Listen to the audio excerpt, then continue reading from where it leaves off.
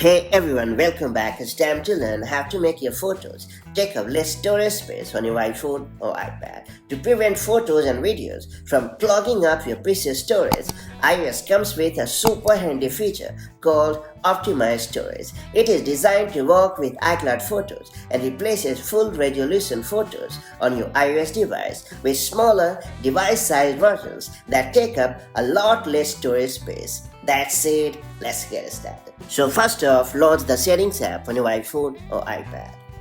Then you have to scroll down to the bottom of the screen and choose the Apps option. And once again, you have to scroll down a bit to find the Photos app and select it.